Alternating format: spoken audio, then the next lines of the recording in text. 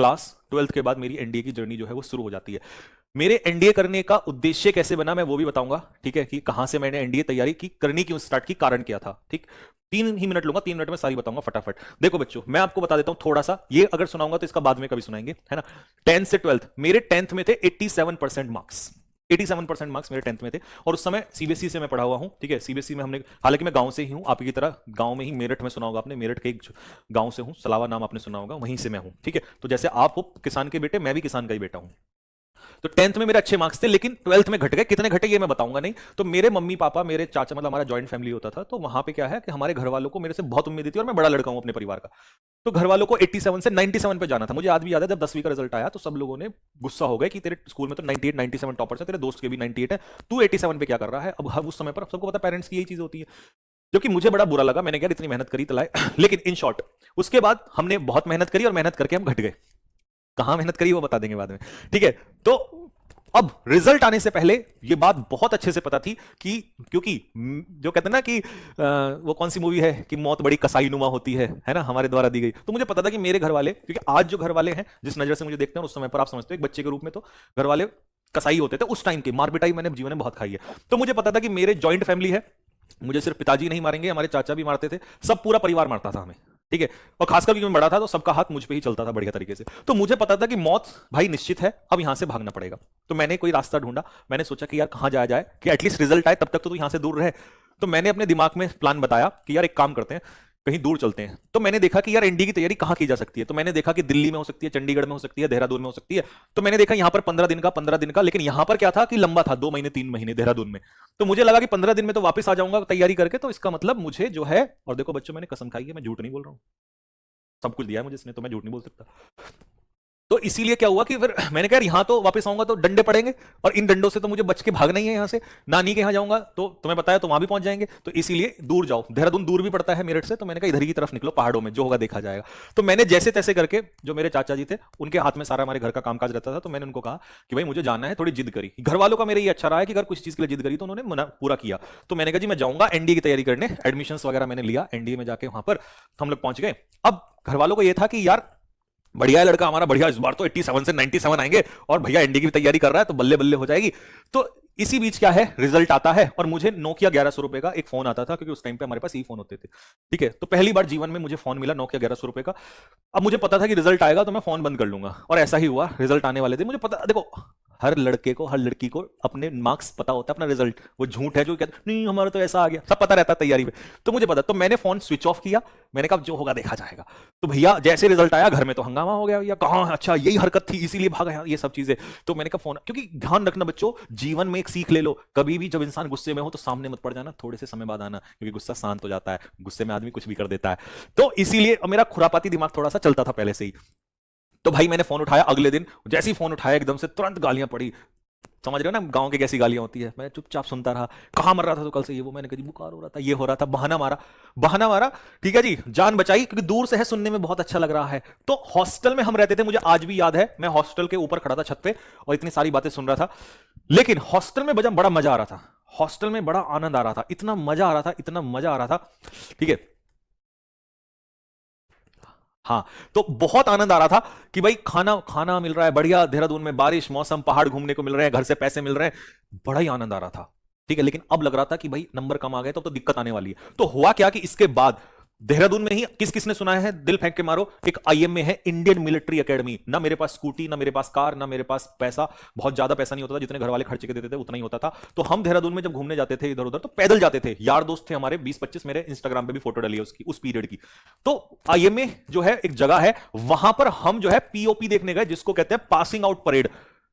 वो मेरी जिंदगी का वो दिन था जिस दिन सब कुछ बदल गया। शायद ना जाने में, हो सकता है कुछ आगे कुछ भी हो सकता था। जिस दिन हम पीओपी देखने गए और मैंने वहां पर जीसीज, जो हमारे जेंटलमैन कैडेट्स होते हैं, तो वो क्या करते हैं, पासिंग आउट परेड होती है, तो उस दिन वो क्या होते हैं, मतलब उनको स्टार्स लग जाते हैं। तो हम लोग वहां पहुंचे, और दोस्त वो नजारा जब देखा ना, कसम से मेरे रोंगटे खड़े हो गए। वो कंधों पे सितारे लगाते हुई माँ, वो कंधों पे सितारे लगाते हुआ बाप, वो गले मिलते हुए उनके भाई बहन, मेरे रोंगटे खड़े हो गए। मैंने जीवन में ये सोचा कि यार ये हम क्यों नहीं कर सकते। लोग कहते हैं गांव में कि एनडीए तो बड़े बच्चे करते हैं, शहरों के बच्चे करते हैं, हम किसान के बच्चे क्यों नहीं कर सकते, हम क्यों नहीं कर सकते इस चीज को। भाई साहब ऊपर से फूल बरस रहे हैं, हेलीकॉप्टर से फूल बरस रहे हैं, ओ हो। वो जो वर्दी देखी ना, सच बता रहा हूँ, मेरे को गूज को रोंगटे खड़े होंगे फिर से वो नज़ारा देख के। उस दिन मैंने ठान लिया था कि आज के बाद जीवन में इतनी मेहनत करूंगा, इतनी मेहनत करूंगा कि मुझे भी यहीं आना है, क्योंकि एनडीए से सेलेक्ट होने का मतलब पहले मैं एनडीए एक्चुअल में ऐसे ही हुआ था कि हुआ ठीक है, नहीं, लेकिन उस दिन तो मैंने कसम खा ली थी कि आज तो करना है दोस्त, अब आज के बाद जीवन में बहुत मेहनत करनी है। और मैं वापस आया, मैं आके बहुत बहुत ज्यादा रोया। मैंने कहा यार मैं क्यों नहीं कर सकता इस चीज को, हम क्यों नहीं कर सकते। उस दिन का दिन था कि जब पढ़ाई शुरू करी मैंने, तो मुझे ये पता था कि अब मुझे निकालना है। और मेरा जो एग्जाम था, सबसे पहला जो एग्जाम था वो यानी कि सेकंड पेपर था। अब सेकंड पेपर में क्या हुआ, सेकंड पेपर मेरा कैंसिल हो गया, यानी कि मेरा एडमिट कार्ड खराब आ गया। मतलब एडमिट कार्ड मैंने गलत फॉर्म फिल कर दिया था, तो पेपर ही नहीं दे पाया मैं। मुझे और रोना आया। फिर 4-5 महीने हमने मेहनत करी, तो मेरा अप्रैल वाला, आपको पता है कि सेकंड के बाद सीधा अप्रैल वाला आता है, तो मेरा अप्रैल वाला जो एग्जाम था वो था। आप यकीन नहीं करोगे, जो आज जिंदगी में झटके हैं ना, ये मैं तब से लेते आ रहा हूं। किस्मत ने हमेशा मुझे टेस्ट किया है। मेरा एक ऑपरेशन हुआ था उस समय पर भी, अप्रैल में पेपर था और नवंबर दिसंबर में मेरा ऑपरेशन हुआ था। और ऑपरेशन भी इस तरीके से कि मुझे आके तैयारी भी करनी है, लेकिन मैं वापस मेरठ आया, ऑपरेशन हुआ, डॉक्टर ने बोला कि 1-1.5 महीना लेटना पड़ेगा, मैं 15 दिन में ही चला गया। तो मेरे साथ दिक्कत क्या होती थी, मेरा आज भी एक दोस्त है उस समय का जो मेरे साथ रूम पार्टनर था, अतुल पुंडीर, मुजफ्फरनगर से था। तो हम क्या करते थे, जब मेरे को ऑपरेशन था, क्योंकि ऑपरेशन है तो सर्जरी होगी, तो मेरी पट्टियां, जैसे आज पैर में पट्टियां होती है ना, ऐसे मेरी पट्टियां होती थी उस समय पर। तो मेरे को ब्लड आता था, खून आता था जब मैं चलता था। तो उसने मेरी पट्टियां की हैं, कभी मिला तो मैं आपको, मतलब है वो अब दूर दूर हो गए, हम अपने काम में वो अपने काम में, लेकिन कभी साथ में जरूर लाऊंगा, मैं तब बताऊंगा कितनी उस समय पर मैंने जिंदगी में वो की, बहुत देखा यार। तो वो मेरी पट्टी करता था, ब्लड आता था, लेकिन उसके बावजूद भी मैंने कहा अतुल पढ़ना है यार, बहुत मेहनत करनी है, ठीक है। बाल वाल हमारे थोड़े लंबे होते थे, उसी दिन कटवा दिए, इतना जुनून आ गया, फौजी कटी होगा भाई अब तो, मतलब एकदम से चेंज हो गया मैं पूरा। उसके बाद फिर हमने मेहनत करी। अब मेरी समस्या थी कि मुझे मैथ समझ में नहीं आता था, और जब मैथ्स नहीं आता था तो मैं, मतलब हार नहीं मानी, रटूंगा। आरएस अग्रवाल मैथ्स को पूरा रट दूंगा, चाहे कुछ भी हो जाए, चाहे कितने भी क्वेश्चन सॉल्व करने पड़े, कि जैसे तैसे करके जो है समझना स्टार्ट किया। लेकिन मुझे समझ नहीं आ रहा था, तो फिर मेरे एक सीनियर थे भैया जो सीडीएस में तैयारी करते थे, तो उनसे मैंने पढ़ा मैथ। सुबह 4-5 बजे का, 5 बजे का सुबह उन्होंने टाइम देते थे, 1 किलोमीटर में चल के पैदल जाता था, सर्दी में सुबह उठ के, मैंने कहा पढ़ना है। ये सारे लोग मेरे जीवन में के गवाह हैं, कभी हुआ तो मैं इनका एक शॉर्ट वीडियो बनवा के बताऊंगा आपको। तो धीरे धीरे मेरा मैथ्स इंप्रूव हुआ, बट इतना हो रहा था कि मुझे, आपको पता है जिसका मैथ्स कमजोर होता है उसको दिक्कतें आती आती हैं। इंग्लिश मेरी अच्छी थी, जीके में मैंने बहुत मेहनत करी। फिर क्या हुआ, उसके थोड़ा सा धीरे धीरे आगे चले, तो ये हुआ कि एनडीए में एक खास बात होती है, लोगों को पता चल जाता है कि तेरा सिलेक्शन होगा नहीं होगा। तो 2 महीने पहले हॉस्टल खाली होने लग गया, सब चले गए छोड़ के, क्योंकि सबको लग रहा था होगा ही नहीं है, तुम्हारे काम का खेल नहीं है। और मुझे लग रहा था कि मेरे से भी नहीं होगा मैथ्स में, बट मैंने तो कसम खा रखी थी कि जंग आर पार की होगी भाई, जो होगा अब देखा जाएगा, क्योंकि सपने तेरे हैं तो मेहनत भी तुझे ही करनी है। पूरे हॉस्टल में आज भी मुझे याद है 2-3 बच्चे बचे हुए थे पूरे हॉस्टल में, सब छोड़ के चले गए, सब, कि हम तो घर से कर लेंगे, ये होगा मैंने कहा नहीं, लड़ूंगा आखिरी सांस तक लड़ूंगा, जो होगा देखा जाएगा। तो फिर 1 महीना जब बचा, अप्रैल में, मुझे आज भी याद है उस समय 14 अप्रैल का शायद पेपर था, 14 या 12 में से एक, मेरे को प्रॉपर डेटा मेरे याद नहीं आ रही, 12 या 14 अप्रैल में से था। उससे पहले 1 महीना, आप यकीन नहीं करोगे, खाना भी रूम में ही मंगा खाया, इतनी मेहनत करी ना दिन रात पागलों की तरह। मैंने पूरा जीएटी पार्ट आपका सब तैयार कर लिया, बट मुझे मैथ्स पे डाउट था। फिर आता है पेपर का दिन, पेपर के दिन हम बाहर खड़े होते हैं, मेरा दोस्त विश्वेंद्र कटारिया कानपुर से, आज इस समय इंडियन आर्मी में मेजर है वो आज भी, ठीक है, मेरे साथ शायद फेसबुक पे है जहां तक है मुझे, मतलब क्योंकि सब लोग अपना अपना चले गए हैं, ठीक है। तो वो मेरा दोस्त मतलब वैसा नहीं था, क्योंकि वो दूसरे हॉस्टल में रहता था, बट जानते थे हम उसको, ठीक है। तो पेपर देने गए, जब मैं पेपर देने गया, मेरा मैथ्स का पेपर, मतलब मेरे हाथ कांप गए, ऐसे यूं हाथ कांप गए पेपर को देख के। मैं मुश्किल से 30 क्वेश्चन के आसपास ही कर पाया, क्योंकि मैथ्स नहीं होती यार, एनडीए की 12th वाली एक्स ग्रुप की मैथ बहुत खतरनाक होती है, तो वही आती है एनडीए में। तो मेरे भाई उसको पेपर दे देते हाथ कांप गए, पूरा टाइम खत्म हो गया, गोले नहीं भरे गए, और इजी क्वेश्चन पीछे लगे होते हैं। मैंने देखा, रे तूने क्या नाश कर लिया, यूपीएससी की चालाकी होती है, शुरू में टफ देता है, पीछे इजी देता है। तो पूरा पेपर मैंने पढ़ा नहीं, मैंने कहा तू तो बेटा 50 क्वेश्चन कर लेता है, तो इजी है, sine square theta plus cos square theta, सीधे सीधे क्वेश्चन दे रखे हैं इसने तो मैं बड़ा परेशान हुआ, और मेरा एकदम से रोने का मन किया, पसीना आ गया, मेरी शर्ट अंदर से गीली होने को तैयार हो गई।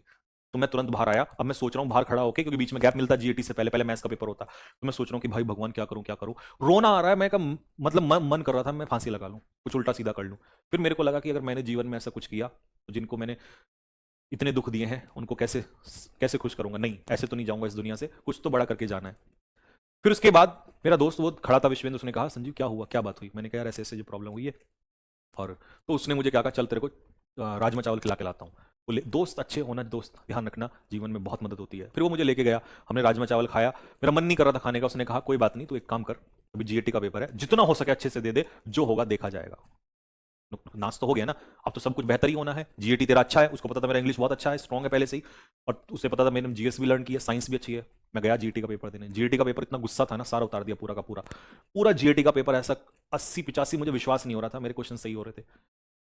अब रिजल्ट वाले दिन की बारी आती है, रिजल्ट से पहले मैं, मतलब मेरे हर दिन डरता था, मैं कांपता था बैठे बैठे, मैं प्रे करता था। अगर किसी को पता हो, शायद कुछ को पता कुछ को नहीं, तो देहरादून में एक टपकेश्वर महादेव का मंदिर है, मैंने हर सोमवार को जल चढ़ाया है। लोग अपने प्रेम प्रेमिका पति पत्नी के लिए चढ़ाते हैं, मैंने एनडीए के लिए चढ़ाया है कि भगवान करा दे, एक बार तो करा दे। मैंने एसएसबी के लिए भी किया है, ठीक है। तो बात ये थी कि मैं जाता था वहां पे, लेकिन फिर यही था सारा खेल जो है, खुद पे ही बिलीव था कि भाई होगा ठीक है, नहीं तो देखा जाएगा। अब रिजल्ट आता है तो उस समय कैफे पे रिजल्ट देखते थे, फोन में तो खुलता नहीं था। तो गए भाई हम रिजल्ट देखने गए, पता लगा वहां पे जाके, हमने कहा भाई ये रिजल्ट देख दो, तो उसमें नंबर दिया, तो उसने कहा कि नहीं है, नहीं है। इतना दर्द हुआ ना, इतना दर्द हुआ ना, मेरी आंखों से आंसू निकल गए। फिर जैसे ही मैं बाहर निकलने चला, उन्होंने कहा अरे रुको रुको रुको रुको, इधर आओ इधर आओ, देखना ये है क्या। मैंने कहा हाँ, मैंने कहा हो गया। जो खुशी मिली ना, जो मतलब दुनिया, ऐसा लगा जैसे जंग जीत ली हो कसम से, क्योंकि वो जंग मेरी खुद की लड़ाई थी मेरी खुद से। सब लोग मुझे गाली दे रहे थे, सब, क्योंकि मेरा 12th का रिजल्ट खराब हो गया था। सिर्फ 2 बच्चों का हमारा निकला था, दो दो लड़के थे हम, मैं और एक मेरा दोस्त था। विश्वेंद्र कटारिया का भी निकला था, पर वो हमारे उससे नहीं था, वो अलग था। 2 लड़कों का निकला था। और जब मैं बाहर आया ना, सबसे पहले कॉल मैंने मम्मी को किया, मेरी मदर रही हैं, हमेशा सपोर्ट में रही हैं। तो मैंने कॉल किया, मैंने कहा आपका बेटा लेफ्टिनेंट बन गया। बट उनको नहीं पता था, मुझे भी नहीं पता था कि बेटा अभी लेफ्टिनेंट नहीं बना, अभी तो दर्द बहुत है जिंदगी में इसके बाद। उसके जस्ट बाद ही मैं खुश होया बहुत, और बाहर आके सांस ली, आसमान की तरफ को देखा, और मुझे उस दिन एक बात समझ में आई कि मैं जीवन में बहुत बड़ा करने वाला हूं, ऐसे तो नहीं मैं हारूंगा। उस रिजल्ट ने मुझे उम्मीद दी, कभी कभी एक छोटा सा मोटिवेशन बड़ा हो जाता है। तब मैंने गहरी सांस ली और फिर मैं लगा एसएसबी की तैयारी करने। इतने न्यूज़पेपर पढ़े उस दौरान, क्योंकि हमारे पास सिर्फ न्यूज़पेपर होता था, गूगल गूगल ये सब हमारे पास नहीं होते थे। इतने न्यूज़पेपर पढ़े, इतना एसएसबी, जीडी, लेक्चरेट, ऐसे ऐसे टॉपिक जो पता भी नहीं होते बच्चों को आज के टाइम पे, जो यूथेनेशिया का केस चल रहा है, ठीक है, ये सारे टॉपिक हम पढ़ते थे। बहुत मेहनत मैंने करी एसएसबी के लिए, लेकिन दिक्कत ये है कि जब पहली बार, और सबने सबने इतना मुझे, मतलब उस समय जब रिजल्ट निकला तो सबने मैसेज किए, ये वो, अच्छा यार लड़का तो लेफ्टिनेंट बनने वाला है, ये वो, गांव में भी पूरी बढ़ाइयां चल रही हैं, अब तो आपका लड़का ये बन जाएगा वो बन जाएगा। मैं भी बहुत खुश था। 22 एसएसबी बोर्ड भोपाल, जब हमें ले जाया गया ट्रक से रेलवे स्टेशन से, वैसे ले जाया गया जैसे है ना महाराज आ रहे हैं। फिर हम गए वहां पे, नेक्स्ट डे मुझे याद है 72 रोल नंबर था मेरा, सॉरी चेस्ट नंबर। तो स्क्रीनिंग होती है, स्क्रीनिंग का रिजल्ट आता है अगले दिन, तो पहले दिन तो फॉर्म वॉर्म भर देते हैं, अगले दिन होता है हमारा स्क्रीनिंग। तो फर्स्ट डे होता है स्क्रीनिंग का आपका, तो स्क्रीनिंग का रिजल्ट आता है। अब जो वहां पे रिजल्ट सुनाने के लिए आते हैं, तो बड़ा सा हॉल होता है, उसमें आपको बैठा दिया जाता है, तो वो ऐसे बोलते हैं चेस्ट नंबर 2, 10, 12, 15, ऐसे, जिनका बोल दिया उनका हो गया, अदरवाइज बाकी सब जाइए। तो ऐसे चल रहे थे, जैसे जैसे 60 की तरफ आए मेरी धड़कनें बढ़ रही थी। फिर उन्होंने बोला 65, 70, 75, 80, मेरा मन टूट गया। फिर वापस आए 63, वो करते हैं ऐसी चीजें, 63, मैंने कहा, फिर वापस आ गए, मुझे लगा हो सकता है, उम्मीद हो सकती है। फिर जब लेकिन एक बार आके दोबारा चले जाते हैं, फिर नहीं बोलते हैं। फिर उन्होंने बोला 85, और हम, मतलब उसी क्षण में मैंने ये ठान लिया था कि भाई संजीव, जिंदगी इतनी आसान तो होने वाली नहीं है, शायद भगवान ने कुछ बड़ी जंग लिखी है नाम पे। क्योंकि बहुत शिद्दत से मेहनत की थी, बहुत मेहनत की थी, मतलब दिन रात एक, कोई हमारे पास वो नहीं होते थे, इतने शौक करने की चीजें नहीं थी, सिर्फ रूम अपना पढ़ाई होती थी।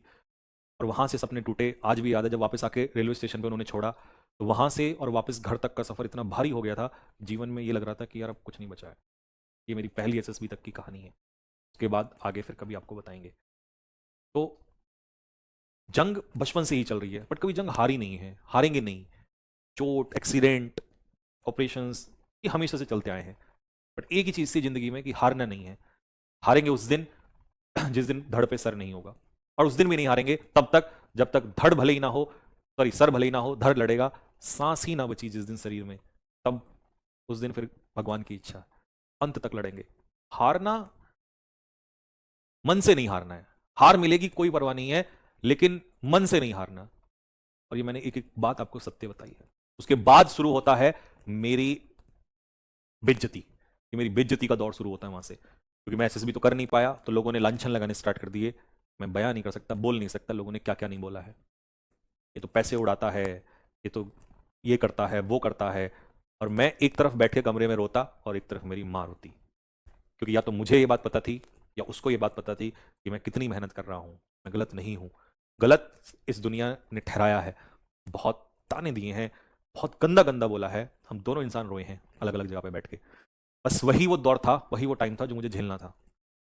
और मैंने कई बार सोचा भी, मैं आपको बताऊं, इसकी कसम खा के कह रहा हूं, मैं गांव गया, मैंने डिप्रेशन की गोलियां भी ली हैं। मेरे पापा को पता चला, बहुत गालियां दी, बहुत, कि वो लड़का जो कभी हंसते खेलते गांव में पूरा दिन भर ऐसे ही क्रिकेट खेलने पे मैं पिटा हूं, पता है, गेम खेलने पर, टेकन 3 मारियो खेलने पर, वो बचपन की कहानी कभी बताएंगे आपको, मैं पिटा हूं, आज वो डिप्रेशन की गोलियां खा रहा है। तो वो दौर भी हमने देखा है, वहां से निकले हैं हम। मैंने कहा आज के बाद जीवन में कभी भी हार नहीं माननी, लड़ेंगे, जो होगा देखा जाएगा, और ये हुआ। बहुत झेला, उसके बाद तो लोगों का गेम शुरू हो गया, हमारा नहीं। हमारा तो बहुत लंबे टाइम के बाद समय आया, और हमारा नहीं है उस समय लोगों ने। तो एक वक्त आता है जब लोग आपको रुलाएंगे। ये किसी, तुम्हारे साथ अगर ऐसा जीवन में आज हो रहा है तो बेटा याद रखना, तुम्हारे गुरु के साथ भी हुआ है, सबके साथ होता है। दुनिया ताने